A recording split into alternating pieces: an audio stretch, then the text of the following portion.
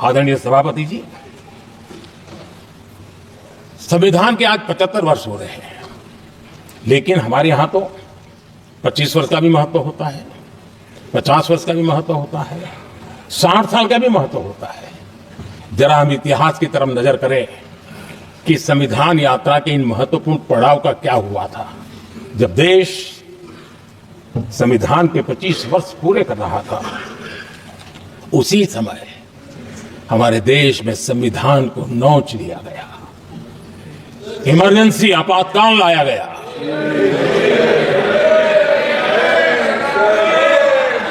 संवैधानिक व्यवस्थाओं को समाप्त कर दिया गया, देश को जेल खाना बना दिया गया, नागरिकों के अधिकारों को लूट लिया गया, प्रेस की स्वतंत्रता को ताले लगा दिए गए। और कांग्रेस के माथे पर जो पाप है ना, वो कभी भी धुलने वाला नहीं है, कभी भी धुलने वाला। यह सब हिंदुस्तान दुनिया में जब जब लोकतंत्र की चर्चा होगी, कांग्रेस के माथे का ये पाप कभी धुलने वाला नहीं है, क्योंकि लोकतंत्र का गला घोंट दिया गया था। भारत के संविधान निर्माताओं की तपस्या को मिट्टी में मिलाने की कोशिश की गई थी। आदरणीय सभापति जी, जब 50 साल हुए तब क्या भुला दिया गया था? जी नहीं, अटल बिहारी वाजपेयी जी की सरकार थी और 26 नवंबर को 2000 देश भर में संविधान का 50वां वर्ष मनाया गया था। अटल बिहारी वाजपेयी जी ने प्रधानमंत्री के नाते राष्ट्र को एक विशेष संदेश दिया था। एकता, जनभागीदारी, साझेदारी, उसके महत्व पर बल देते हुए उन्होंने संविधान की भावना को जीने का प्रयास किया था, जनता को जगाने का भी प्रयास किया था। और अध्यक्ष जी, जब देश संविधान का 50 वर्ष मना रहा था और जब 50 वर्ष की पूर्णाहुति हुई, तो ये मेरा भी सौभाग्य था कि मुझे भी संविधान की प्रक्रिया से मुख्यमंत्री बनने का अवसर मिल गया। और मैं जब मुख्यमंत्री था, उसी कार्यकाल में संविधान के 60 साल हुए और तब मैंने तय किया था मुख्यमंत्री के नाते कि हम गुजरात में संविधान के 60 साल मनाएंगे। और इतिहास में पहली बार ऐसा हुआ है जब संविधान के ग्रंथ को हाथी पर बनाई हुई अंबाड़ी में रखा गया, उस विशेष व्यवस्था में रखा गया। हाथी पर संविधान की यात्रा निकली, संविधान गौरव यात्रा निकाली गई और राज्य का मुख्यमंत्री उस संविधान के नीचे हाथी के बगल में पैदल चल रहा था और देश को संविधान का महात्मा समझाने का सांकेतिक प्रयास कर रहा था। ये सौभाग्य भी मुझे प्राप्त हुआ था, क्योंकि हमारे लिए संविधान का महत्व क्या है। और आज 75 साल हुए, हमें अवसर मिला। और मुझे याद है जब मैंने लोकसभा के पुराने सदन के अंदर जब 26 नवंबर को संविधान दिवस मनाने की बात कही थी, तब एक वरिष्ठ नेता ने सामने से आवाज उठाई थी कि 26 जनवरी तो है, 26 नवंबर की क्या जरूरत है। क्या भावना घर कर गई थी, ये बहुत पुरानी बात नहीं है। इसी सदन में मेरे सामने हुआ था। लेकिन आदरणीय सभापति जी, मेरे लिए खुशी की बात है, इस विशेष सत्र में अच्छा होता, संविधान की शक्ति, संविधान की विविधताओं पर चर्चा होती, नई पीढ़ी को काम आता। लेकिन हर एक की अपनी अपनी मजबूरियां होती है, हर कोई अपना दुख किसी न किसी रूप में प्रकट करता रहता है। कईयों ने अपनी विफलताओं का दुख प्रकट किया है। अच्छा होता दलगत भावनाओं से उठ करके देश हित में संविधान की चर्चा हुई होती, तो समृद्धि मिलती अनेक देश की नई पीढ़ी को। आदरणीय सभापति जी, मैं तो संविधान के प्रति विशेष आदर का भाव व्यक्त करना चाहता हूं। कि संविधान की भावना थी कि मेरे जैसे अनेक लोग जो यहां पहुंच नहीं पाते, ये संविधान था जिसके कारण हम पहुंच पाए, क्योंकि हमारा कोई बैकग्राउंड नहीं था। हम यहां तक कैसे आते हैं? ये संविधान का सामर्थ्य था, जनता जनार्दन के आशीर्वाद थे। इतना बड़ा दायित्व, और मेरे जैसे बहुत लोग यहां भी हैं जिनका ऐसा कोई बैकग्राउंड नहीं है, यही एक सामान्य परिवार से आए हैं और आज संविधान ने हमें यहां तक पहुंचाया है। और ये भी कितना बड़ा सौभाग्य है कि हमें देश ने इतना स्नेह दिया, एक बार नहीं, दो बार नहीं, 3 बार। ये हमारे संविधान के बिना संभव नहीं था। आदरणीय सभापति जी,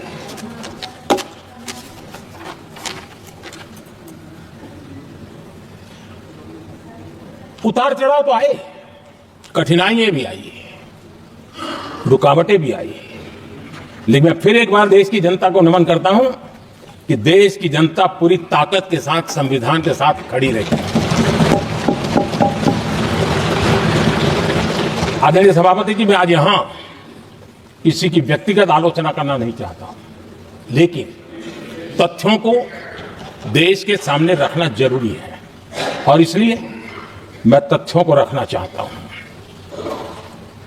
कांग्रेस के एक परिवार ने संविधान को चोट पहुंचाने में कोई कोर कसर नहीं छोड़ी है और मैं इसलिए एक परिवार का उल्लेख करता हूं कि 75 साल की हमारी यात्रा में 55 साल एक ही परिवार ने राज किया है। इसलिए देश को क्या क्या हुआ है ये जानने का अधिकार है और इस परिवार के कुविचार, कुरीति, कुनीति, इसकी परंपरा निरंतर चल रही है। हर स्तर पर इस परिवार ने संविधान को चुनौती दी। आदरणीय सभापति जी, 1947 टू 1952 इस देश में इलेक्टेड गवर्नमेंट नहीं थी। एक अस्थाई व्यवस्था थी, एक सिलेक्टेड सरकार थी और चुनाव नहीं हुए थे और जब तक चुनाव न हो तब तक एक इंटरिम व्यवस्था के रूप में कोई खाका खड़ा करना चाहिए, किया गया था। 1952 के पहले राज्यसभा का भी गठन नहीं हुआ था, राज्यों में भी कोई चुनाव नहीं थे, जनता का कोई आदेश नहीं था। उसके बावजूद भी और अभी तो संविधान निर्माताओं ने इतना मंथन करके संविधान बनाया था। 1951 में जबकि चुनी हुई सरकार नहीं थी, उन्होंने ऑर्डिनेंस करके संविधान को बदला और किया क्या? अभिव्यक्ति की आजादी पर हमला कर दिया गया और ये संविधान निर्माताओं का भी अपमान था, क्योंकि ऐसी बातें कोई संविधान सभा में नहीं आई होगी, ऐसा नहीं है, लेकिन वहां उनकी चली नहीं। तो बाद में जैसे ही मौका मिला उन्होंने अभिव्यक्ति की इस आजादी को, उस पर उन्होंने हथौड़ा मार दिया और ये संविधान निर्माताओं का घोर अपमान है। अपने मन की चीजें जो संविधान सभा के अंदर नहीं करवा पाए, उन्होंने पिछले दरवाजे से किया और वो भी चुनी हुई सरकार के वो प्रधानमंत्री नहीं थे, उन्होंने पाप किया था। इतना ही नहीं, आदरणीय सभापति जी, उसी दौरान उस समय के प्रधानमंत्री पंडित नेहरू जी ने मुख्यमंत्रियों को एक चिट्ठी लिखी थी। उस चिट्ठी में उन्होंने लिखा था, नेहरू जी लिखते हैं, अगर संविधान हमारे, आगे नेहरू जी लिखते हैं, अगर संविधान हमारे रास्ते के बीच में आ जाए, ये नेहरू जी लिख रहे हैं, अगर संविधान हमारे रास्ते के बीच में आ जाए, आगे नेहरू जी कह रहे हैं, तो हर हाल में संविधान में परिवर्तन करना चाहिए। ये नेहरू जी ने मुख्यमंत्रियों को चिट्ठी लिखी।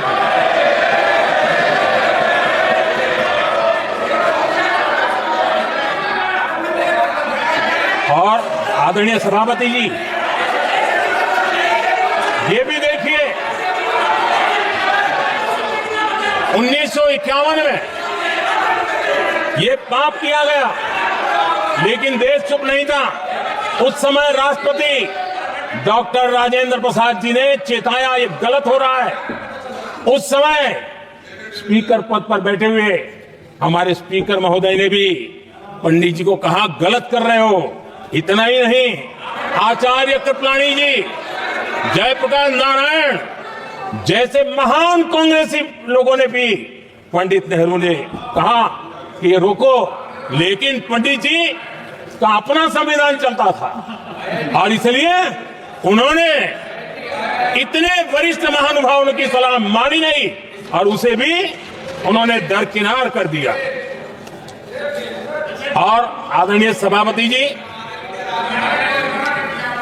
ये संविधान संशोधन करने का ऐसा खून कांग्रेस के मुंह लग गया कि समय समय पर वो संविधान का शिकार करती रही। ये खून मुंह पे लग गया। इतना ही नहीं, संविधान के स्पिरिट को लहू लहान करती रही। आदरणीय सभापति जी, करीब 6 दशक में 75 बार संविधान बदला गया।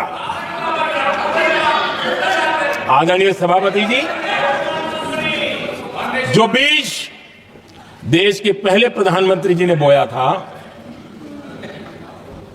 उस बीज को खाद पानी देने का काम एक और प्रधानमंत्री ने किया।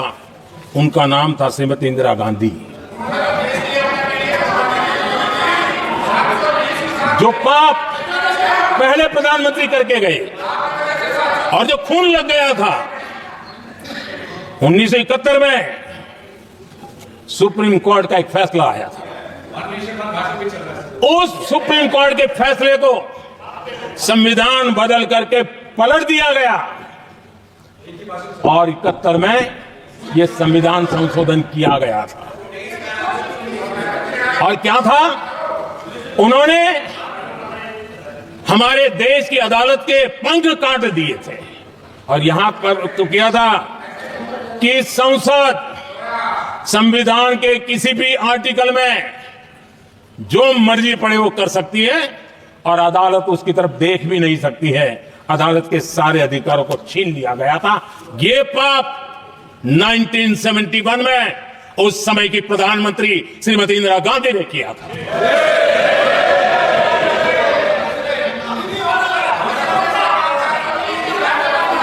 और इस परिवर्तन ने इंदिरा जी की सरकार को मौलिक अधिकारों को छीनने का और न्यायपालिका पर नियंत्रण करने का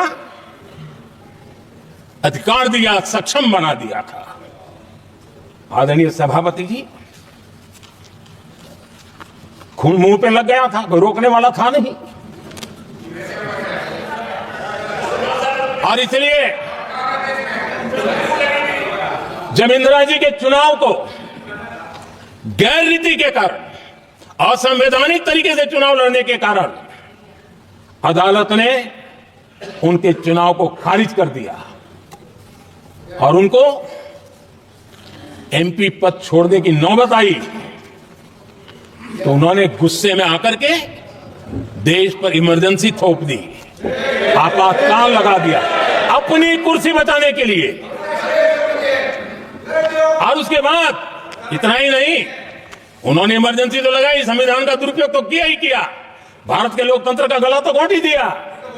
लेकिन 1975 में 39वां संशोधन किया और उसमें उन्होंने क्या किया, राष्ट्रपति, उपराष्ट्रपति, प्रधानमंत्री, अध्यक्ष, इनके चुनाव के खिलाफ कोई कोर्ट में जा ही नहीं सकता है, ऐसा उन्होंने, और वो भी रिट्रोस्पेक्टिव किया, आगे के लिए नहीं, पीछे का भी, अपने पापों का भी उन्होंने। और आदरणीय सभापति जी, मैं संविधान की बात कर रहा हूं, मैं संविधान के आगे पीछे कुछ नहीं बोल रहा हूं। आदरणीय सभापति जी,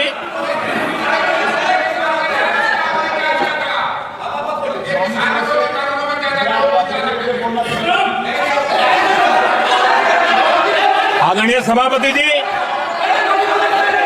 इमरजेंसी में लोगों के अधिकार छीन लिए गए, देश के हजारों लोगों को जेलों में ठूंस दिया गया, न्यायपालिका का गला दौड़ दिया गया, अखबारों की स्वतंत्रता पर ताले लगा दिए गए। इतना ही नहीं, कमिटेड जुडिशरी, इस विचार को उन्होंने पूरी ताकत दी। और इतना ही नहीं, जिस जस्टिस एहतार खन्ना ने उनके चुनाव में उनको खिलाफ जो जजमेंट दिया था, वो इतना गुस्सा भरा था कि जब जस्टिस एहतार खन्ना, जो सीनियरिटी के आधार पर सुप्रीम कोर्ट के चीफ जस्टिस बनने थे, जिन्होंने संविधान के सम्मान करते हुए उस पीरियड से इंदिरा जी को सजा दी थी, उन्होंने मुख्य न्यायाधीश नहीं बनने दिया।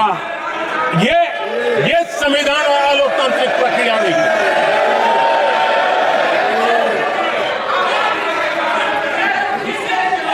आदरणीय सभापति जी, यहां भी ऐसे कई दल बैठे हैं जिनके मुखिया भी सारे जेल में हुआ करते थे। ये इनकी मजबूरी है कि वहां जाके बैठे हैं, उनको भी जेलों में ठूस दिया गया था। आदरणीय सभापति जी, देश पर जुल्म तांडव चल रहा था, निर्दोष लोगों को जेलों में ठूस दिया जाता था, लाठियां बरताई जाती थी, कई लोग जेलों में मौत के शरण हो गए थे, और एक निर्दयी सरकार संविधान को चूर चूर करती रही थी। आदरणीय सभापति जी, ये परंपरा यहां नहीं रुकी। जो परंपरा नेहरू जी ने शुरू की थी, जिसको दूसरे प्रधानमंत्री जी इंदिरा जी ने आगे बढ़ाया, क्योंकि खून मुंह पे लग गया था, और इसलिए राजीव गांधी जी प्रधानमंत्री बने। उन्होंने संविधान को एक और गंभीर झटका दे दिया। सबको समानता, सबको समानता, सबको न्याय, उस भावना को चोट पहुंचाई। आदरणीय सभापति जी, आपको मालूम है, सुप्रीम कोर्ट ने शाहबानो का जजमेंट दिया था। एक भारत की महिला को न्याय देने का काम संविधान की मर्यादा और स्पिरिट के आधार पर देश की सुप्रीम कोर्ट ने दिया था। एक वृद्ध महिला को उसका हक मिला था सुप्रीम कोर्ट से, लेकिन उस समय के प्रधानमंत्री राजीव गांधी ने शाहबानो की उस भावना को, सुप्रीम कोर्ट की उस भावना को नकार दिया, और उन्होंने वोट बैंक की राजनीति के खातिर संविधान की भावना को बलि चढ़ा दिया और कट्टरपंथियों के सामने सर झुकाने का काम कर दिया। उन्होंने न्याय के लिए तड़प रही एक वृद्ध महिला को साथ देने के बजाय उन्होंने कट्टरपंथियों का साथ दिया। संसद में कानून बना करके सुप्रीम कोर्ट के निर्णय को फिर एक बार पलट दिया गया। आदरणीय सभापति जी, बात वहां से नहीं अटकी है। नेहरू जी ने शुरू किया, इंदिरा जी ने आगे बढ़ाया, और राजीव जी ने भी उसको ताकत दी, खाद पानी देने का काम किया। क्यों? संविधान के साथ खिलवाड़ करने का लहू उनके मुंह लग गया। आदरणीय सभापति जी, अगली पीढ़ी भी इसी खिलवाड़ में जुड़ी पड़ी है। एक किताब को मैं कोट कर रहा हूं, उस किताब में जो लिखा गया है, और उसमें प्रधानमंत्री उस समय के मेरे पहले जो प्रधानमंत्री थे उनको कोट किया है। उन्होंने कहा है, मुझे यह स्वीकार करना होगा कि पार्टी अध्यक्ष सत्ता का केंद्र है। ये मनमोहन सिंह जी ने कहा है, जो किताब में लिखा गया है। मुझे यह स्वीकार करना होगा कि पार्टी अध्यक्ष सत्ता का केंद्र है। सरकार पार्टी के प्रति जवाबदेह है। इतिहास में पहली बार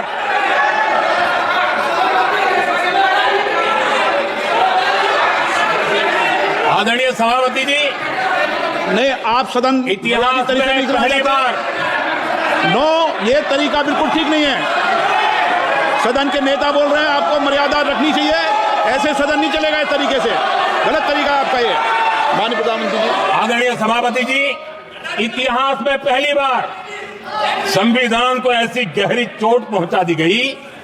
संविधान निर्माताओं ने चुनी हुई सरकार और चुने हुए प्रधानमंत्री की कल्पना तक ही हमारा संविधान था, लेकिन इन्होंने तो प्रधानमंत्री के ऊपर एक गैर संवैधानिक, और जिसने कोई शपथ भी नहीं लिया था, नेशनल एडवाइजरी काउंसिल पीएमओ के भी ऊपर बैठा दिया।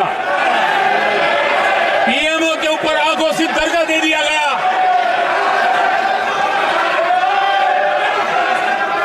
आदरणीय सभापति जी, इतना ही नहीं, और एक पीढ़ी आगे चले, और उस पीढ़ी ने क्या किया? भारत के संविधान के तहत देश की जनता जनार्दन सरकार चुनती है, और वो सरकार का मुखिया कैबिनेट बनाता है। ये संविधान के तहत है। इस कैबिनेट ने जो निर्णय किया, संविधान का अपमान करने वाले अहंकार से भरे लोगों ने पत्रकारों के सामने कैबिनेट के निर्णय को फाड़ दिया। संविधान को हर मौके पर संविधान के साथ खिलवाड़ करना, संविधान को न मानना, ये जिनकी आदत हो गई थी। और दुर्भाग्य देखिए, एक अहंकारी व्यक्ति कैबिनेट के निर्णय को फाड़ दे और कैबिनेट अपना फैसला बदल दे। ये कौन सी व्यवस्था है? आदरणीय सभापति जी, मैं जो कुछ भी कह रहा हूं वो संविधान के साथ क्या हुआ उसी की बात कर रहा हूं। उस समय करने वाले पात्रों को लेकर किसी को परेशानी होती होगी, लेकिन बात संविधान की है। मेरे मन के और मेरे विचारों को मैं अभिव्यक्त नहीं कर रहा हूं।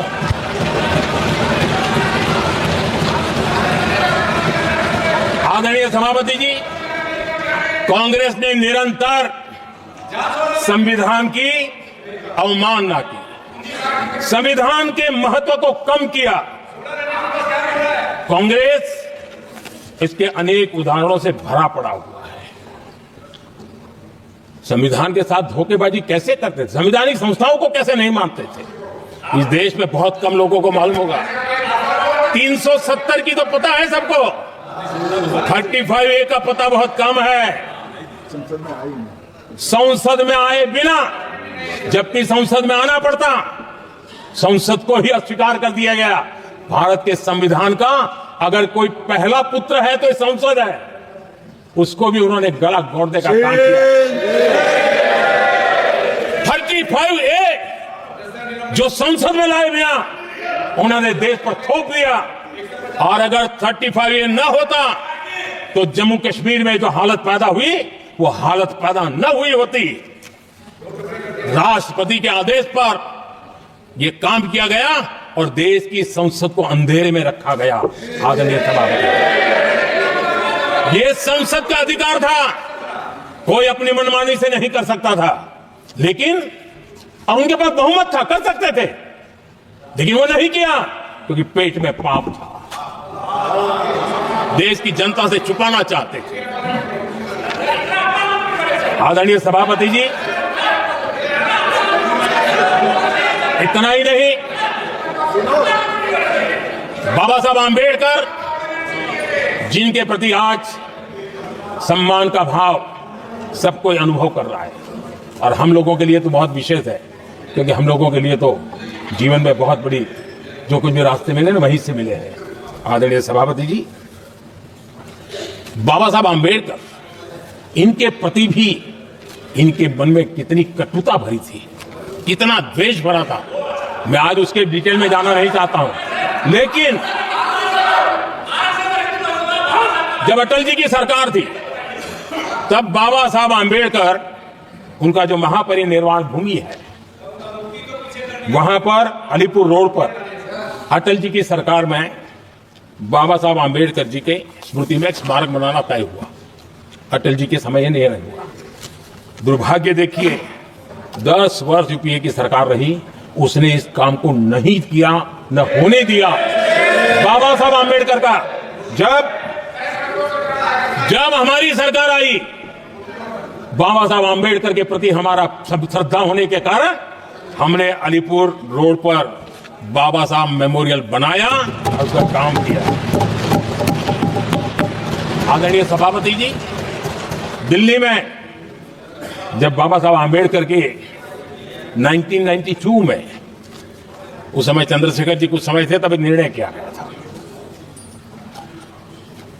आम्बेडकर इंटरनेशनल सेंटर यही जनपद के पास 40 साल तक वो कागज पे ही पड़ा रहा, नहीं किया गया। और तब जाकर के 2015 में हमारी सरकार आई और हमने आकर के इस काम को पूरा किया। बाबा साहब को भारत रत्न देने का काम भी जब कांग्रेस सत्ता से बाहर गई तब संभव हुआ। इतना ही नहीं, आदरणीय सभापति जी, बाबा साहब आम्बेडकर के 125 साल तो हमने पूरी दुनिया में बनाए थे, विश्व के 120 देशों में बनाने का काम किया था। लेकिन जब बाबा साहब आम्बेडकर की शताब्दी थी, तब अकेली बीजेपी की सरकार थी मध्य प्रदेश में। सुंदरलाल जी पटवा हमारे मुख्यमंत्री जी थे, और महू में जहां बाबा साहब आम्बेडकर जी का जन्म हुआ था, उसको एक स्मारक के रूप में पुनर्निर्माण करने का काम सुंदरलाल पटवा जी जब मुख्यमंत्री थे तब मध्य प्रदेश में हुआ था। शताब्दी के समय भी उनके साथ यही किया गया था। आदरणीय सभापति जी, हमारे देश में बाबा साहब आम्बेडकर एक दीर्घदृष्टा थे। समाज के दबे कुचले लोगों को मुख्य धारा में लाने के लिए वो प्रतिबद्ध थे, और एक लंबे सोच के साथ भारत को अगर विकसित होना है तो भारत का कोई अंग दुर्बल नहीं रहना चाहिए, ये चिंता बाबा साहब को सताती थी। और तब जाकर के हमारे देश में आरक्षण की व्यवस्था बनी। लेकिन वोट बैंक की राजनीति में छुपे हुए लोगों ने, डूबे हुए लोगों ने धर्म के आधार पर, तुष्टीकरण के नाम पर आरक्षण के अंदर कुछ न कुछ नुक्सेदनी करने का प्रयास किया, और इसका सबसे बड़ा नुकसान एससी, एसटी और ओबीसी समाज को हुआ है। आदरणीय सभापति जी, आरक्षण की कथा बहुत लंबी है। नेहरू जी से लेकर के राजीव गांधी तक कांग्रेस के प्रधानमंत्रियों ने आरक्षण का घोर विरोध किया है। हिस्ट्री कह रही है, आरक्षण के विरोध में लंबी लंबी चिट्ठियां स्वयं नेहरू जी ने लिखी है, मुख्यमंत्रियों को लिखी है। इतना ही नहीं, सदन में आरक्षण के खिलाफ लंबे लंबे भाषण इन लोगों ने किए हैं। बाबा साहब आम्बेडकर समता के लिए और भारत में संतुलित विकास के लिए आरक्षण के लेकर के आए, उन्होंने उसके खिलाफ भी झंडा ऊंचा किया हुआ था। दशकों तक मंडल कमीशन के रिपोर्ट को डिब्बे में डाल दिया था। जब कांग्रेस को देश ने हटाया, जब कांग्रेस गई, तब जाकर के ओबीसी को आरक्षण मिला, तब तक ओबीसी को आरक्षण नहीं मिला। ये कांग्रेस का पाप है। अगर उस समय मिला होता तो आज देश के अनेक पदों पर ओबीसी समाज के लोग भी देश की सेवा करते, लेकिन नहीं करने दिया, नहीं होने दिया। ये पाप इन्होंने किया था। आदरणीय सभापति जी, जब हमारे यहां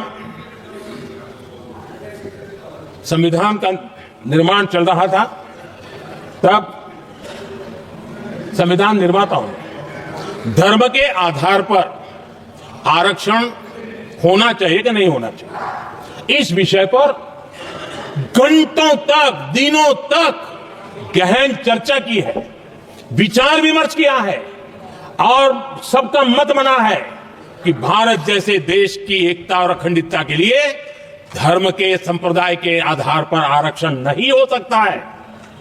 सुविचारित मत था, ऐसा नहीं कि भूल गए थे, रह गया था। सोच विचार कर तय किया गया था कि भारत की एकता और अखंडता के लिए संप्रदाय और धर्म के आधार पर यह नहीं होगा। लेकिन कांग्रेस ने सत्ता सुख के लिए सत्ता भूख के लिए, अपनी वोट बैंक को खुश करने के लिए धर्म के आधार पर आरक्षण का नया खेल खेला है, जो संविधान की भावना के खिलाफ है।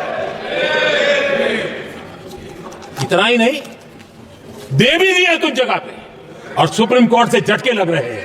और इसलिए अब दूसरे बहाने से बहाने बता रहे हैं, ये करेंगे वो करेंगे। मन में साफ है, धर्म के आधार पर आरक्षण देना चाहते हैं, इसलिए खेल खेले जा रहे हैं। संविधान निर्माताओं के भावनाओं पर गहरी चोट करने का यह निर्लज्ज प्रयास है। आदरणीय सभापति जी, आदरणीय सभापति जी,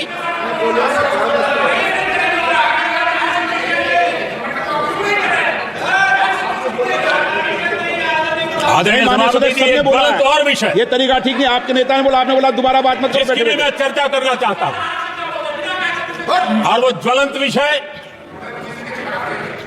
समान नागरिक संहिता, यूनिफॉर्म सिविल कोड। ये विषय भी संविधान सभा के ध्यान बाहर नहीं था। संविधान सभा ने यूनिफॉर्म सिविल कोड को लेकर के लंबी चर्चा की, गहन चर्चा की, और उन्होंने बहस के बाद निर्णय किया कि अच्छा होगा कि जो भी सरकार चुन करके आए वो उसका निर्णय करे और देश में यूनिफॉर्म सिविल कोड लागू करे। ये संविधान सभा का आदेश था। और बाबा साहब आंबेडकर ने कहा था, जो लोग संविधान को समझते नहीं है, देश को समझते नहीं है, सत्ता भूख सेवा कुछ पड़ा नहीं है, उनको पता नहीं है बाबा साहब ने क्या कहा था। बाबा साहब ने कहा था, धार्मिक आधार पर बने, ये मैं बाबा साहब की बात कर रहा हूं, इतना वीडियो कट करके घुमाना मत। आदरणीय सभापति जी, बाबा साहब ने कहा था, धार्मिक आधार पर बने पर्सनल लॉ को खत्म करने की बाबा साहब ने जोरदार वकालत की थी। उस समय के सदस्य के.एम. मुंशी जी ने कहा था, समान नागरिक संहिता को राष्ट्र की एकता और आधुनिकता के लिए अनिवार्य बताया था। कमा मुंशी जी ने। सुप्रीम कोर्ट ने भी कई बार कहा है कि देश में यूनिफॉर्म सिविल कोड जल्द से जल्द लाना चाहिए। सरकारों को आदेश दिए हैं सुप्रीम कोर्ट ने, और उसी संविधान की भावना को ध्यान में रखते हुए, संविधान निर्माताओं की भावनाओं को ध्यान में रखते हुए, हम पूरी ताकत से लगे हुए हैं सेक्युलर सिविल कोड की। और आज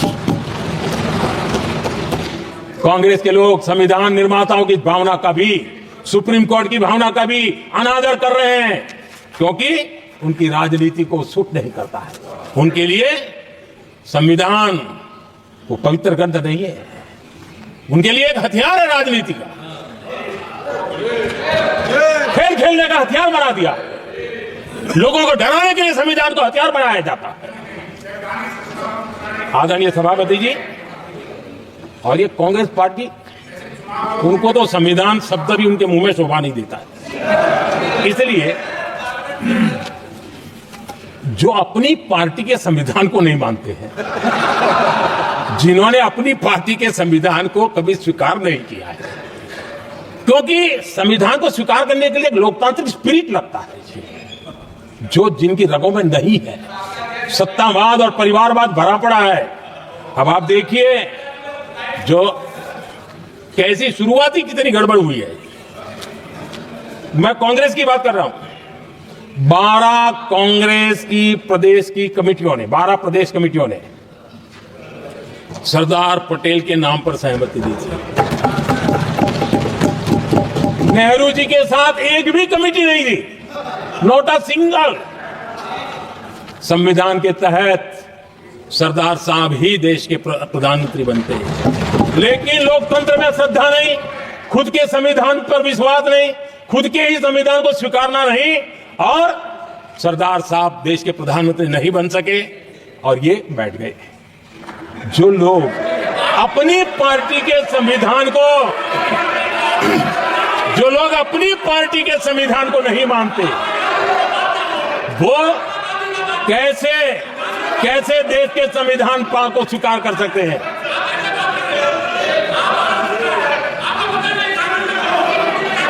आदरणीय सभापति जी, जो लोग संविधान में लोगों के नाम ढूंढते रहते हैं, मैं जरा बताना चाहता हूं। कांग्रेस पार्टी के एक अध्यक्ष हुआ करते थे और वो अति पिछड़े समाज से आते थे। अति पिछड़े, पिछड़े भी नहीं, अति पिछड़े, अति पिछड़े समाज से आते हुए उनके अध्यक्ष श्रीमान सीताराम केसरी जी, कैसा अपमान किया गया। कहते हैं बाथरूम में बंद कर दिया गया, उठा करके फुटपाथ पर फेंक दिया गया। अपनी पार्टी के संविधान में ऐसा कभी नहीं लिखा गया, लेकिन अपनी पार्टी के संविधान को न मानना, लोकतंत्र की प्रक्रिया को न मानना और पूरी कांग्रेस पार्टी पर एक परिवार ने कब्जा कर लिया, लोकतंत्र को नकार दिया। आदरणीय सभापति जी,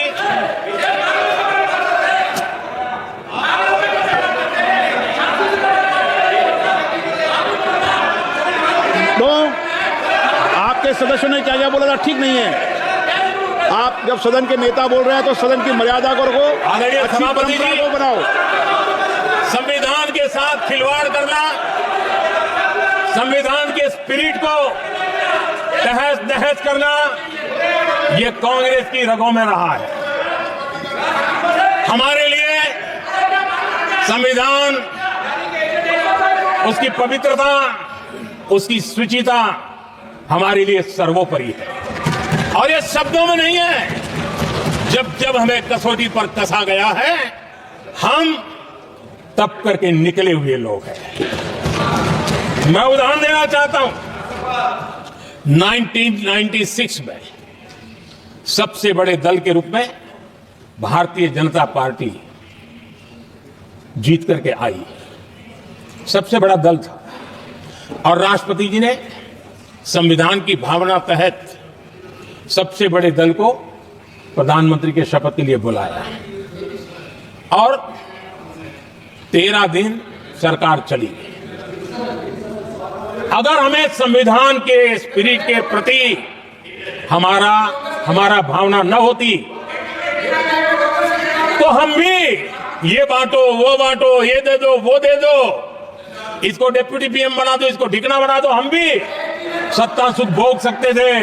लेकिन अटल जी ने सौदेबाजी का रास्ता नहीं चुना, संविधान के सम्मान का रास्ता चुना और 13 दिन के बाद इस्तीफा देना स्वीकार कर दिया।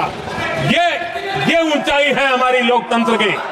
इतना ही नहीं, 1998 में एनडीए की सरकार थी, सरकार चल रही थी, लेकिन कुछ लोगों को हम नहीं तो कोई नहीं, ये जो एक परिवार का खेल चला है, अटल जी की सरकार को अस्थिर करने के लिए खेल चले गए। वोट हुआ,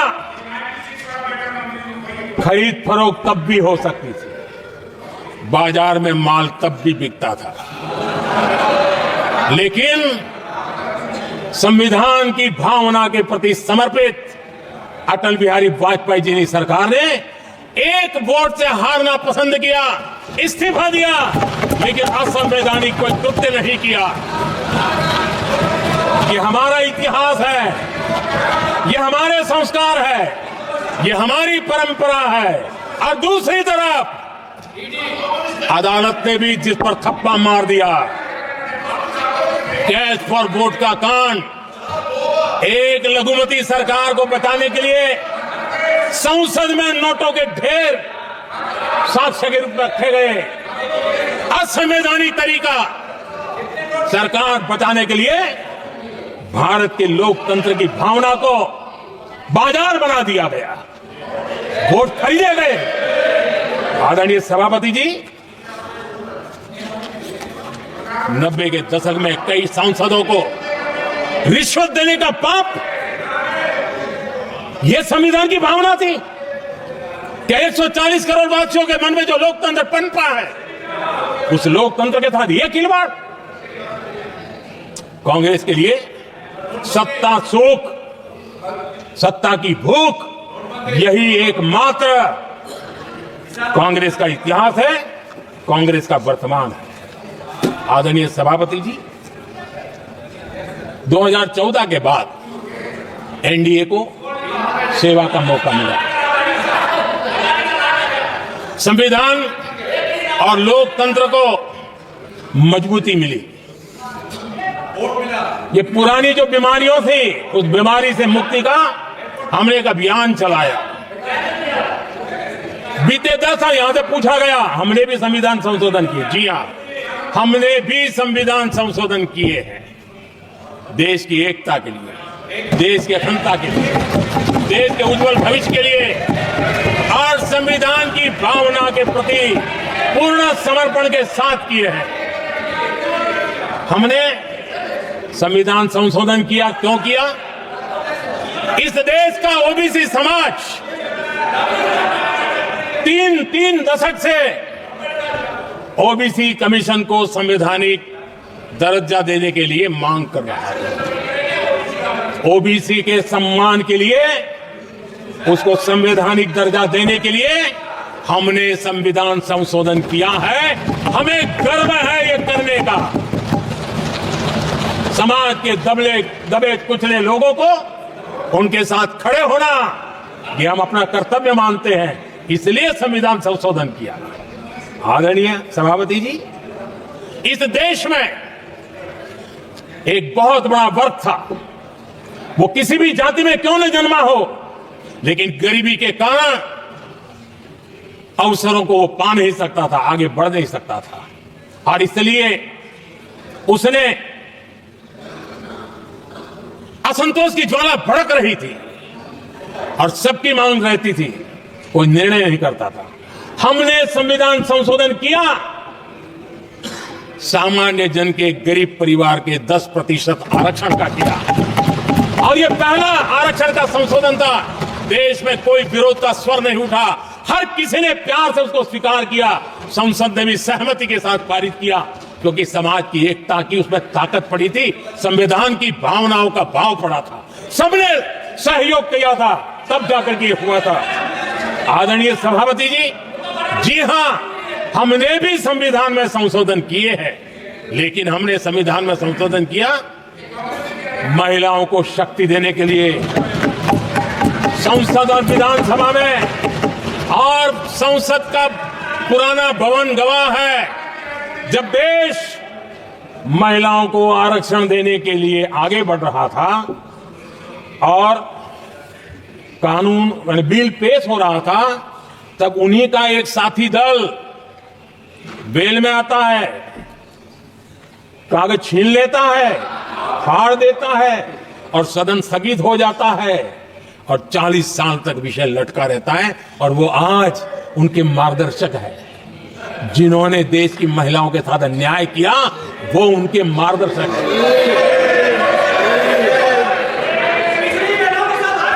आदरणीय सभापति जी, हमने संविधान संशोधन किया, हमने देश की एकता के लिए किया। बाबा साहब आंबेडकर का संविधान 370 की दीवार के कारण जम्मू कश्मीर की तरफ देख भी नहीं सकता था। हम चाहते थे बाबा साहब आंबेडकर का संविधान हिंदुस्तान के हर हिस्से में लगना चाहिए, और इसलिए बाबा साहब को श्रद्धांजलि भी देनी थी, देश की एकता को मजबूत करना था। हमने संविधान संशोधन किया, डंके की चोट पर किया, और 370 को हटाया, और भारत की सुप्रीम कोर्ट ने भी अब तो उसको मोहर लगा दी है। आदरणीय सभापति जी, हमने 370 का हटाने के लिए संशोधन किया। हमने ऐसे कानून भी बनाए। जब देश का विभाजन हुआ, महात्मा गांधी समेत देश के वरिष्ठ नेताओं ने सार्वजनिक रूप से कहा था कि पड़ोस के जो हमारे देश हैं, जहां जो माइनॉरिटीज हैं, वो जब भी संकट में आएगी तो उनकी चिंता ये देश करेगा। गांधी जी का वचन था, जो उनके नाम पर सत्ता पर चढ़ जाते थे, उन्होंने तो पूरा नहीं किया। हमने सीए ला करके उसको पूरा किया। वो कानून हमने लाया, हमने किया है, और गर्व के साथ आज भी हम उसको ओन कर रहे हैं, मुंह नहीं छुपाते हैं। क्योंकि देश के संविधान की भावना के साथ मजबूती के साथ खड़े रहने का हमने काम किया। आदरणीय सभापति जी, हमने जो संविधान संशोधन किए हैं वो पुरानी गलतियों को ठीक करने के लिए किए और हमने एक उज्जवल भविष्य का रास्ता मजबूत करने के लिए किए हैं।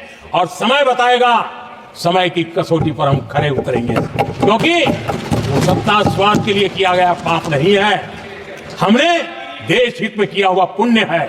और इसलिए हमें जो सवाल पूछते हैं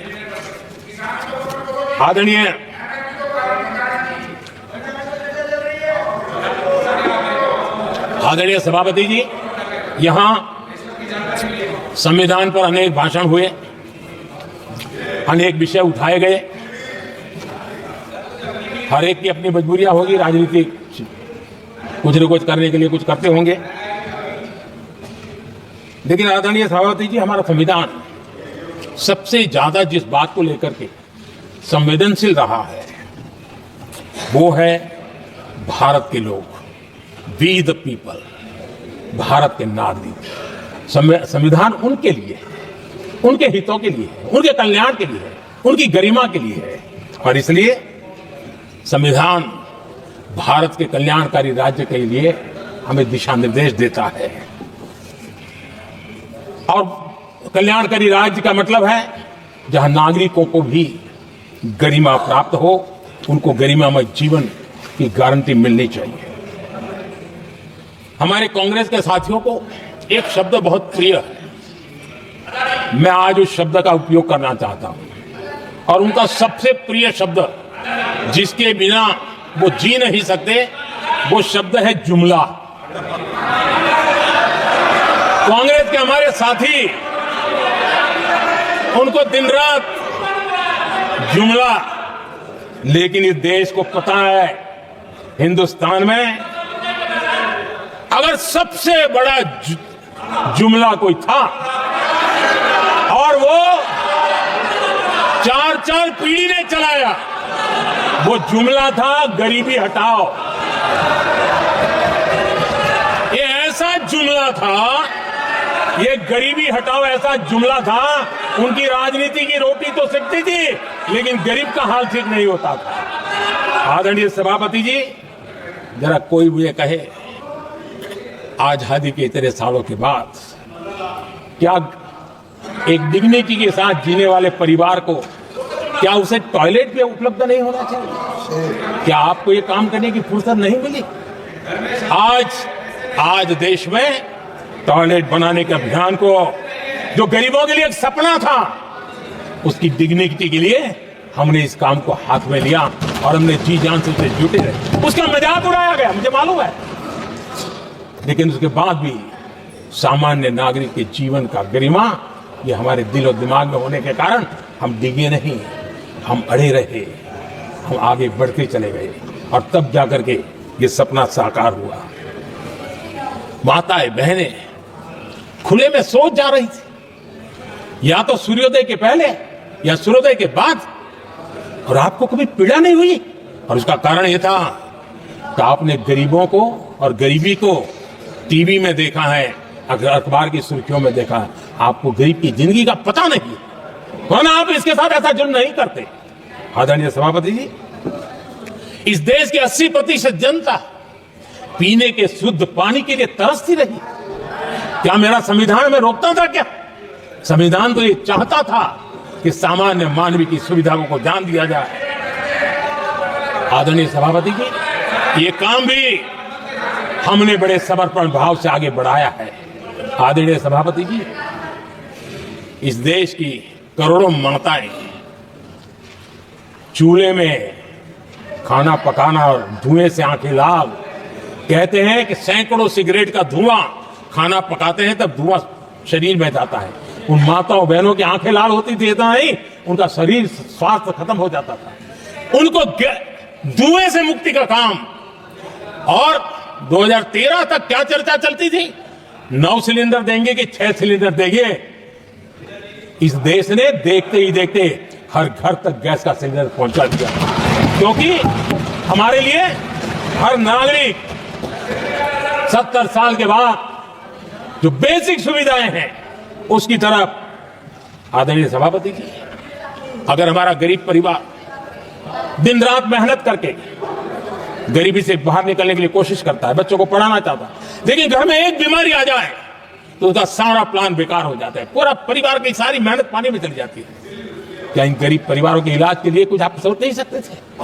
50-60 करोड़ देशवासियों को मुफ्त इलाज मिले। संविधान की उस भावना का आदर करते हुए हमने आयुष्मान योजना को लागू किया और आज देश के 70 साल के ऊपर के किसी भी वर्ग के क्यों न हो, उनके लिए भी हमने व्यवस्था की। आदरणीय सभापति जी, जरूरतमंदों को राशन देने की बात, और उसका भी मजाक उड़ाया जा रहा है। जब हम कहते हैं कि 25 करोड़ लोग गरीबी को परास्त करने में सफल हुए हैं, तो फिर हमें सवाल पूछा जाता है कि आप गरीब को राशन फिर क्यों देते हो? आदरणीय सभापति जी, जो गरीबी से निकल के आया है उसे पता होता है कि अस्पताल में भी एक पेशेंट स्वस्थ होने के बाद जब छुट्टी देते हैं ना, तो डॉक्टर भी कहता है कि आप घर जाइए, तबीयत ठीक है, ऑपरेशन अच्छा हुआ है, लेकिन महीने पर ये जरा संभालना, ये मत करना, क्योंकि पेशेंट दोबारा तकलीफ में ना आए, गरीब दोबारा गरीब न बने, इसलिए उसका हैंड होल्डिंग जरूरी है। और इसलिए हम मुफ्त राशन दे रहे हैं। उसकी मजाक मत उड़ाओ, क्योंकि हमें गरीबी से जो बाहर निकला है उसको दोबारा गरीबी में जाने नहीं देना है, और जो अभी भी गरीबी में है उसे हमें गरीबी से बाहर लाना है। आदरणीय सभापति जी, हमारे देश में गरीबों का नाम पर जो जुमले चले, उसी गरीबों के नाम पर बैंकों का राष्ट्रीयकरण किया गया गरीबों के नाम पर। लेकिन 2014 तक इस देश के 50 करोड़ नागरिक ऐसे थे जिन्होंने बैंक का दरवाजा तक नहीं देखा था। आदरणीय सभापति जी, गरीब को बैंक में प्रवेश तक नहीं था, ये पाप आपने किया, और आज 50 करोड़ गरीबों के बैंक खाते खोल करके हमने बैंक के दरवाजे गरीबों के लिए खोल दिए।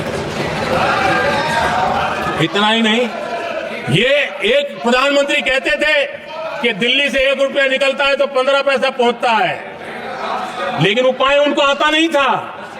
उपाय हमने दिखाया। आज दिल्ली से 1 रुपया निकलता है, 100 के 100 पैसे गरीब के खाते में जमा हो गए। क्यों? हमने बैंक का सही इस्तेमाल क्या करना, बैंक का सही उपयोग क्या करना। माननीय सदस्य मोबाइल नहीं देखे। आदरणीय सभापति जी, बिना गारंटी के ऋण देश के अंदर जिन लोगों को बैंक के दरवाजे तक जाने की इजाजत नहीं थी, आज स्थापित सरकार का संविधान के प्रति जो समर्पण है ना, आज बिना गारंटी वो बैंक से लोन ले सकता है। ये ताकत हमने गरीब को दी है। आदरणीय सभापति जी, गरीबी हटाओ का जुमला इसी के कारण जुमला बनकर के रह गया। गरीब को इस मुश्किल से मुक्ति मिले, ये हमारा बहुत बड़ा मिशन है और ये हमारा संकल्प है, और हम इसके लिए दिन रात एक कर रहे हैं। जिनको कोई नहीं पूछता, इनको मोदी पूजता है। आदरणीय सभापति जी, दिव्यांगजन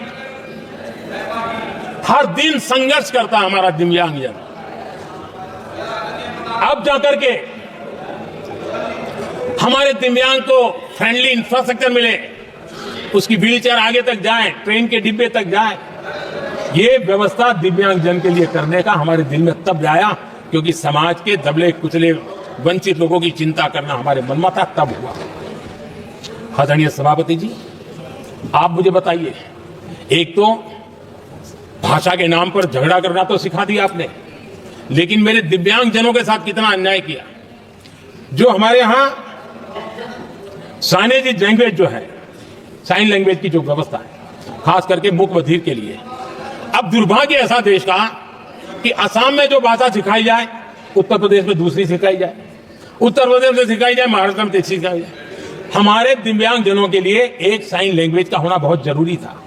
आजादी के 7 दशक बाद भी उनको उन दिव्यांगजनों की याद नहीं आई। एक कॉमन साइन लैंग्वेज बनाने का काम हमने किया, जो आज देश के मेरे सभी दिव्यांग भाई बहनों के लिए काम आ रही है। आदरणीय सभापति जी, घुमंतु और अर्ध घुमंतु जन समूह समाज का इसके ऊपर पूछने वाला नहीं था। उनके कल्याण के लिए वेलफेयर बोर्ड बनाने का काम हमने किया, क्योंकि संविधान की प्राथमिकता है लोग, हमें उसको दर्जा देने का काम किया है। आदरणीय सभापति जी, हर कोई रेहड़ी पटरी के लोगों से जानता है, हर मोहल्ले में, हर इलाके में, हर फ्लैट में, हर सोसाइटी में सुबह होते ही वो रेहड़ी पटरी वाला आकर के मेहनत करके और लोगों का जीवन चलाने में मदद करता है। उसको बेचारे को 12-12 घंटे काम करे, रेहड़ी भी किसी से किराए पर ले ले, किसी से ब्याज से पैसा ले, किसी से सामान खरीद दे, शाम को ब्याज खाओ पैसा ले जाए, बड़ा मुश्किल से अपने बच्चों के लिए ब्रेड का टुकड़ा ले जा सके। ये हालत थी। ये हमारी सरकार ने है रेहड़ी पटरी वालों के लिए स्वनिधि योजना बना करके बैंक से उनको बिना गारंटी लोन देने का शुरू किया, और आज उसके कारण, वो स्वनिधि योजना के कारण वो तीसरे राउंड तक पहुंचा है और अधिकतम लोन बैंक से उसको सामने से मिल रही है। उसकी प्रतिष्ठा का और उसका विस्तार हो रहा है, विकास भी हो रहा है। आदरणीय सभापति जी, इस देश में हम में से कोई ऐसा नहीं होगा जिसको विश्वकर्मा की जरूरत न पड़ती हो। समाज की व्यवस्था की एक बहुत बड़ी व्यवस्था बनी थी, सदियों से चली आ रही थी, लेकिन वो विश्वकर्मा साथियों के लिए कभी पूछा नहीं गया। हमने विश्वकर्मा के कल्याण के लिए योजना बनाई, बैंक से लोन लेने की व्यवस्था की, उनको नई ट्रेनिंग देने की व्यवस्था की, उनको आधुनिक टूल देने की व्यवस्था की, नई डिजाइन से काम बनाने की चिंता की, और उसको हमने मजबूत बनाने का काम किया। आदरणीय सभापति जी, ट्रांसजेंडर, जिसको परिवार ने धुतकार दिया, जिसको समाज ने धुतकार दिया, जिसकी कोई चिंता करने वाला नहीं था, ये हमारी सरकार है। इसको भी भारत के संविधान ने हक दिए हैं। उस ट्रांसजेंडर के अधिकारों के लिए कानून और व्यवस्थाएं बनाने का काम किया, उनको गरिमापूर्ण जीवन मिले, उनके अधिकारों की सुरक्षा के लिए हमने काम किया। आदरणीय सभापति जी, हमारे आदिवासी समाज इतनी सारी बातें करते, मुझे तो याद है मैं जब गुजरात का मुख्यमंत्री बना तो हमारे यहाँ उमरगांव से अंबाजी तक एक पूरा बेल्ट, गुजरात का पूर्वी हिस्सा पूरा आदिवासी बेल्ट, और एक कांग्रेस के मुख्यमंत्री आदिवासी रह चुके थे। इतने सालों के बाद भी उस पूरे इलाके में एक भी साइंस स्ट्रीम की स्कूल नहीं थी।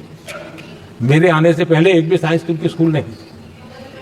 अगर साइंस स्ट्रीम की स्कूल नहीं है तो कितनी आरक्षण की बातें करो, वो बेचारा इंजीनियर और डॉक्टर कैसे बन सकता है।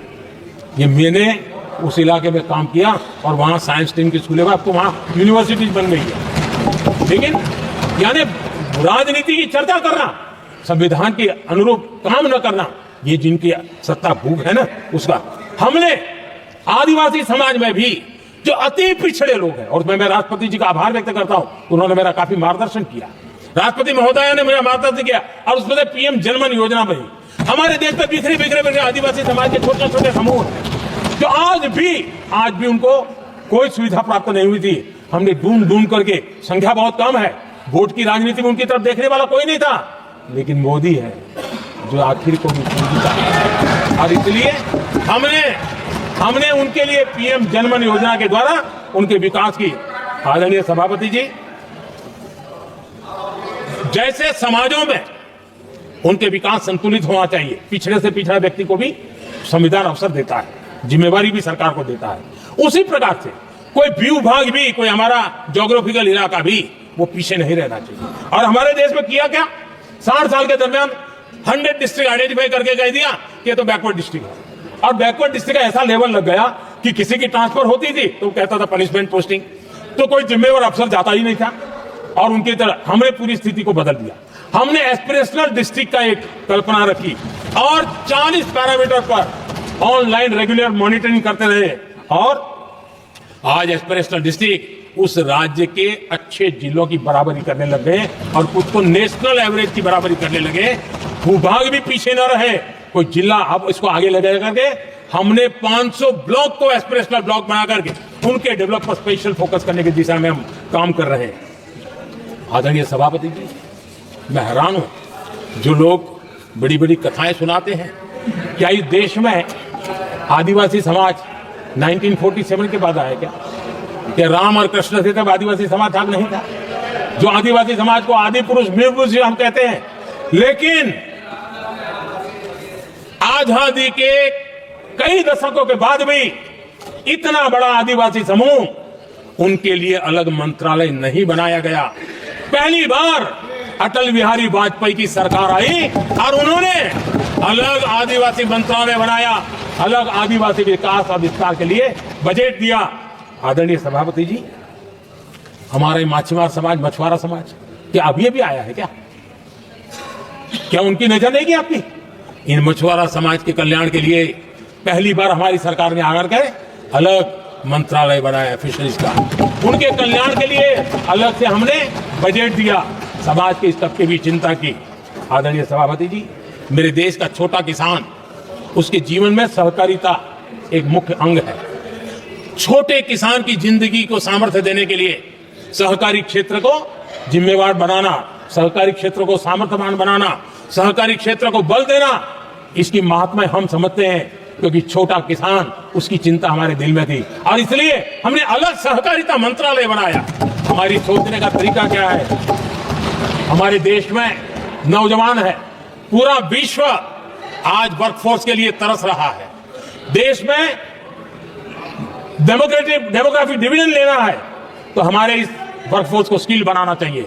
हमने अलग स्किल मंत्रालय बनाया ताकि दुनिया की आवश्यकता के अनुसार मेरा देश का नौजवान तैयार हो और विश्व के साथ वो अपने आगे बढ़े। आदरणीय सभापति जी, हमारा नॉर्थ ईस्ट इसलिए कि वहां वोट कम है, सीटें कम है, इसकी कोई परवाह नहीं है। यह अटल जी की सरकार थी जिसने पहली बार नॉर्थ ईस्ट के कल्याण के लिए डोनियर मंत्रालय की व्यवस्था की और आज उसका परिणाम है कि नॉर्थ ईस्ट के विकास की नई चीजों को हम प्राप्त कर पाए। इसी के कारण रेल, रोड, पोर्ट, एयरपोर्ट ये बनने की दिशा में आगे बढ़ रहे हैं। आदरणीय सभापति जी, आज भी दुनिया के देशों में लैंड रिकॉर्ड के लेकर के समृद्ध देशों को भी कई संकट।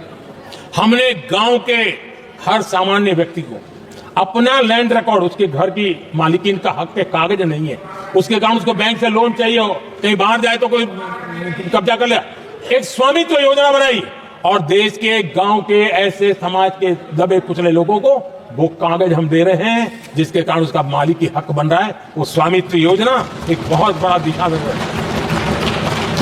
आदरणीय सभापति जी, इन सारे कामों के कारण पिछले 10 वर्ष में हमने जो प्रयास किया, हमने जिस प्रकार से गरीब को मजबूती देने का काम किया है, हमने जिस प्रकार से गरीब के अंदर एक नया आत्मविश्वास पैदा किया है और एक सही दिशा में चलने का परिणाम है कि आज इतने कम समय में मेरे देश के 25 करोड़ मेरे गरीब साथी गरीबी को परास्त करने में सफल हुए और हमें इस बात का गर्व है। और मैं संविधान निर्माताओं के सामने सर झुका करके कहता हूं, जो संविधान हमें दिशा दे रहा है उसके तहत मैं ये काम कर रहा हूं। और मैंने, आदरणीय सभापति जी, जब हम सबका साथ सबका विकास की बात करते हैं, वो नारा नहीं है, वो हमारे आर्टिकल ऑफ फेथ है। और इसलिए हमने सरकार की योजनाएं भी बिना भेदभाव को चलाने की दिशा में काम किया है और संविधान हमें भेदभाव की अनुमति नहीं देता है। और इसलिए हमने आगे चल करके कहा है सैचुरेशन, जिसके लिए जो योजना बनी है उसका लाभ उन लाभार्थी को 100% लाभार्थी को मिलना चाहिए। ये सैचुरेशन अगर सच्चा सेकुलरिज्म को है ना, तो ये सैचुरेशन में है। सच्चा सामाजिक न्याय अगर किसी में है तो ये सैचुरेशन 100%, 100% उसको बेनिफिट जिसका हक है मिलना चाहिए, बिना भेदभाव के लिए मिलना चाहिए। तो ये भाव लेकर के हम सच्चे सेकुलरिज्म को और सच्चे सामाजिक न्याय को लेकर के जी रहे हैं। आदरणीय सभापति जी, समाधान की हमारे एक और स्पिरिट भी है और हमारे देश को दिशा देने का माध्यम, देश को का चालक बल के रूप में राजनीति केंद्र में रहती है। आने वाले दशकों में हमारा लोकतंत्र, हमारी राजनीति की दिशा क्या होनी चाहिए, आज हमें मंथन करना चाहिए।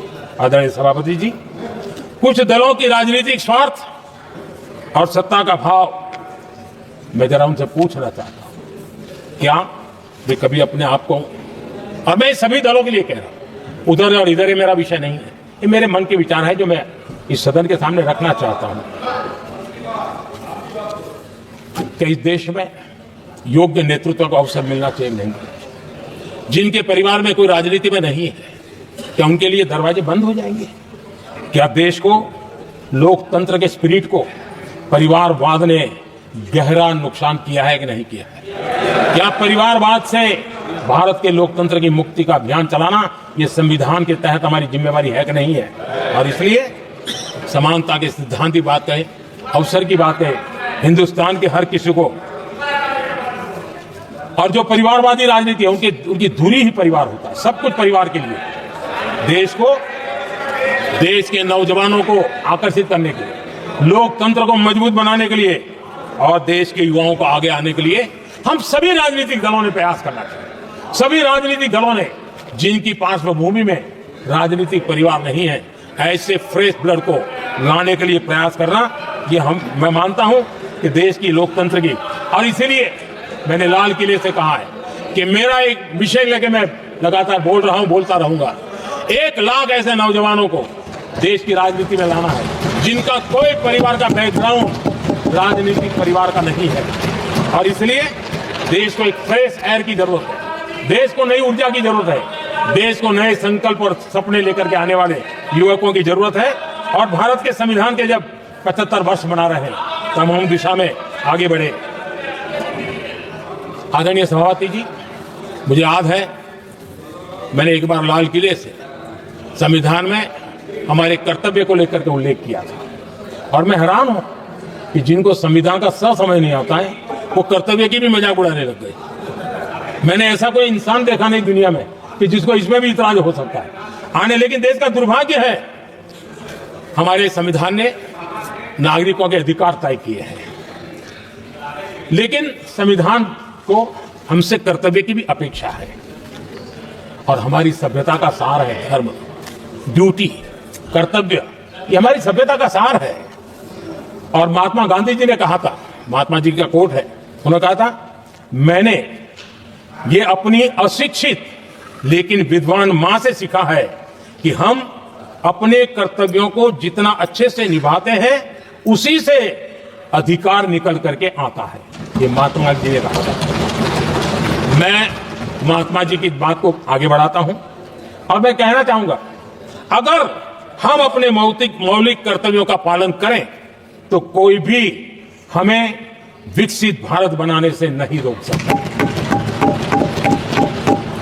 संविधान का 75वां वर्ष कर्तव्य के प्रति हमारे समर्पण भाव को, हमारी प्रतिबद्धता को और ताकत दें, देश कर्तव्य भावना से आगे बढ़े, ये मैं मानता हूं समय की मांग है। आदरणीय सभापति जी,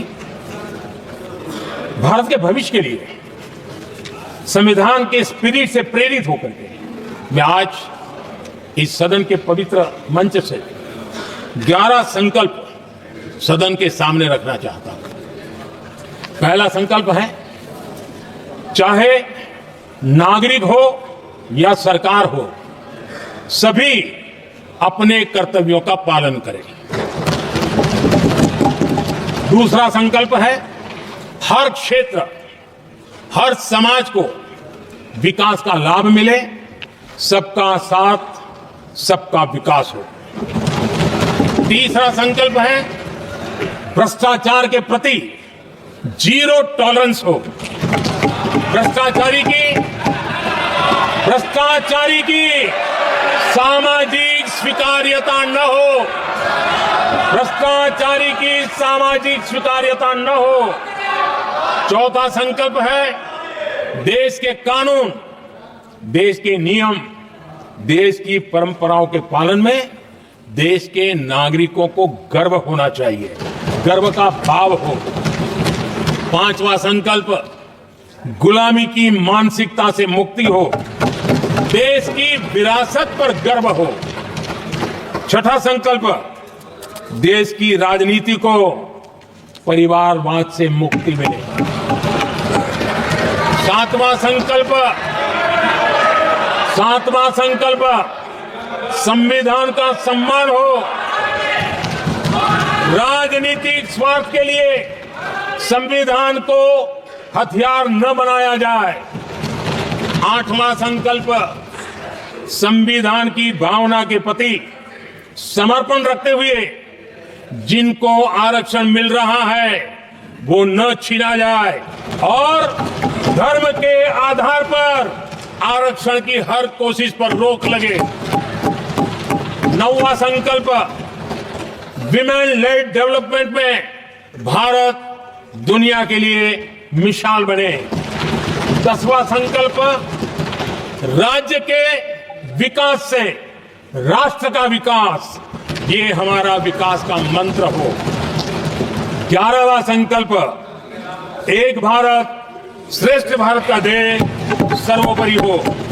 आदरणीय सभापति जी, इसी संकल्प के साथ हम सब मिलकर के अगर हम आगे बढ़ते हैं तो संविधान की जो निहित भावना है, वी द पीपल, सबका प्रयास, हम इसी मंत्र को लेकर के आगे चले और विकसित भारत का सपना इस सदन में बैठे हुए सबका तो होना ही चाहिए। 140 करोड़ देशवासियों का सपना जब बन जाता है और संकल्प लेकर के जब देश चल पड़ता है तो इच्छित परिणाम लेकर के रहता है। मेरा 140 करोड़ देशवासियों के प्रति मेरी अपार श्रद्धा रही है।